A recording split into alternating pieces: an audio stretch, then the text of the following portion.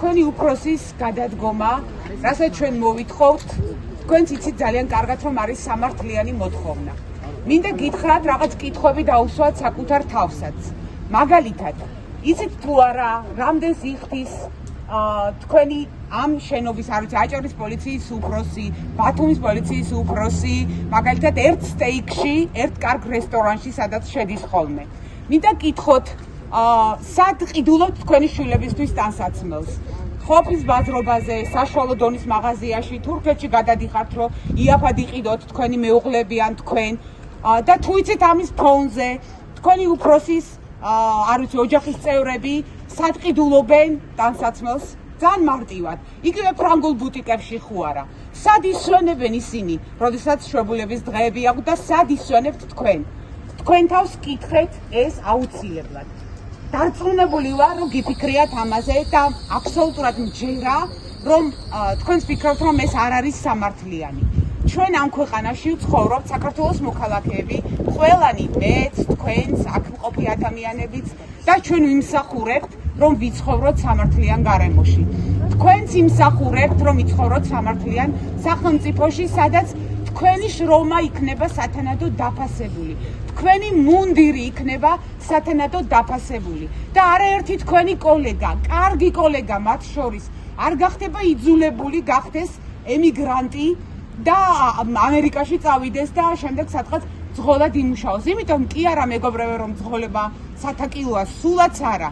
მაგრამ პოლიციელის მუნდირი მართლა ძალიან მნიშვნელოვანია და ჩვენ ძალიან კარგად გვესმის ჟურნალისტებს ეს, მაგრამ ეს მუნდირი რომ მნიშვნელოვანი იყოს, თქვენც უნდა გესმოდეთ ამ მუნდირის მნიშვნელობა. ეს ძალიან მნიშვნელოვანია. კითხეთ ეს თქვენ თავს, გულწრფელად დაუსვით საკუთარ თავს ეს შეკითხვა. ძალიან მარტივი რაღაცეებისგან შედგება ცხოვრება.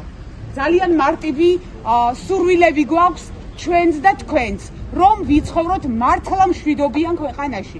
ისეთში კი არა, იმედი რო აანონსებს, არა, მშვიდობიან ქვეყანაში, სადაც თქვენ იფიქრებთ იმაზე, რომ კრიმინალს ებრძოლოთ და არა სტუდენტებს ქუჩაში. შეურაცხმყოფელია, ძალიან შეურაცხმყოფელია თქვენთვისაც. ყოველ შემთხვევაში, ბევრი თქვენგანისთვის ჯერა ამის გულწრფელად, მართლა. თქვენ ჩვენერი ადამიანები ხართ, ჩვეულებრივი მოქალაქეები, მეზობლები, მეგობრები, ნათესავები. მე ვესწრებოდი სასამართლოზე რამდენიმე სასამართლო პროცესს, სადაც თქვენი კოლეგები, აი ამ შენობაში რომ მუშაობენ, ერთი ადამიანი გამოვიდა ლამის ინსულტი მიიღო, ისე ნერვიულობდა, იმიტომ რომ ცრუ ჩვენებას აძლევდა. თქვენ ხო იცით რომ ასე არა? იცით და ამიტომ ნუ მიიღებთ თამაში მონაწილეობას. მართლა ნუ მიიღებთ, ნუ შეურაცხყოფთ მუნდირს. ნუ შეურაცხყოფთ მუნდირს ზუსტად იმიტომ რომ ჩვენც გვინდა რომ პატივი ვცეთ ამ მუნდირს, მაგრამ მოგვეცით ამისი საშუალება. ძალიან დიდი მადლობა ყველა წესიერ პოლიციელს. არიან ასეთებიც. ჯერა რომ არიან და თუ თქვენ არ ხართ შეგიძლიათ რომ გახდეთ.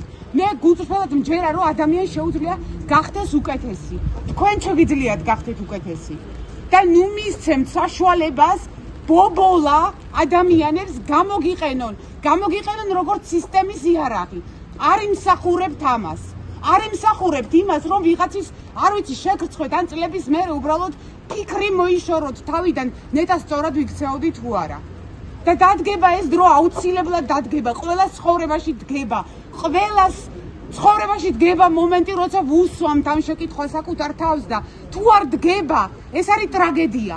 არ გისურვებთ მასე ცხოვრებას. თავისუფლება მზიას!